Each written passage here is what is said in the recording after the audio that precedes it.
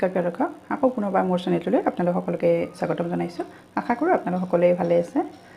আজি আপোনালোকক খুব ধুনীয়া এটা ৰেচিপি বনাই দেখাম। আপোনালোকে ইতিমধ্যে স্ক্ৰীনশ্বট দেখিছে। গতিকে আহক বেছি দেৰি নকৰি এতিয়া মই ভিডিঅ'টোৰ ফালে আগবাঢ়ো আৰু আপোনালোকে সম্পূৰ্ণকৈ ভিডিঅ'টো স্কিপ নকৰাকৈ চাই থাকিব। এয়া আপোনালোকে দেখিছে থালখনত মই ইলিছ মাছ লৈছোঁ। মোৰ খুবেই প্ৰিয় হয়, আপোনালোকৰ বাৰু কাৰ কাৰ প্ৰিয় জনাবচোন। এই প্লেটখনত মই এইফালে শুকান জলকীয়া দুটা লৈছোঁ আৰু এইফালে মগজ কেইটামান, এইটো অপচনেল হয়, ঘৰত নাথাকিলে নিদিব পাৰে।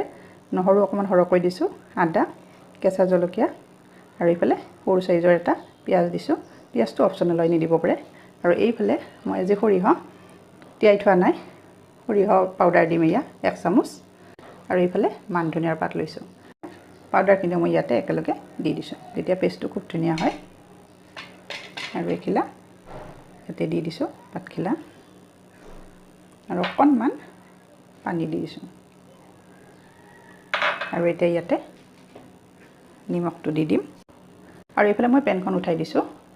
মছলাখিনি অকণমান মই ফ্ৰাই কৰি ল'ম, তেতিয়া খুব টেষ্ট হয়। আৰু যিটো ভাপত দিম মাছখিনি, গৰম হৈছে পেনখন। এতিয়া ইয়াতে মই মছলাখিনি দি দিছোঁ। মাছখিনি যিহেতু মই ভাজি ল'ম সেইকাৰণে দি দিছোঁ হালধি। আৰু এয়া আপোনালোকে চিনি পাইছেনে, এয়া ৰঙালাওৰ পাত হয়। মই এখিলা আনিছোঁ ডাঙৰ চাইজ আৰু ভালদৰে ধুই এনেকৈ পানীটো সৰাই লৈছোঁ আৰু মিঠাতেল দি লৈছোঁ ইয়াতে। এয়া চাওঁ অকণমান মানে আনকমন হয়। আপোনালোকে যদি এনেকৈ ৰঙালাওৰ পাত দি ভাপত দিয়া মাছ খোৱা নাই এবাৰ খাবচোন। আৰু এতিয়া মই মাছকেইডোখৰ ইয়াতে দি যাম।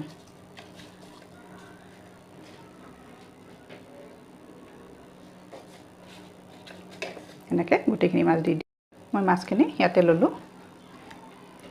এতিয়া ইয়াতে অকণমান কেঁচা মিঠাতেল দি দিছোঁ, বেছি নহয় এয়া।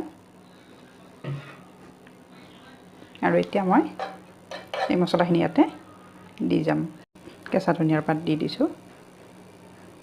ইলিছ মাছৰ যিটো গোন্ধ থাকে কেঁচা, সেই কেঁচা গোন্ধটো এনেকৈ বনালে অলপো নাথাকে। আৰু এতিয়া মই এইবিলাক কুকাৰটো উঠাই দিছোঁ, অকণ পানী দিছোঁ। এতিয়া 3টা চিটি দি দিম ইয়াতে। আৰু এয়া চাওকচোন মই ট্ৰান্সফাৰ কৰি লৈছোঁ বাতিটোত। এয়া চাওক কিমান ধুনীয়া হৈছে,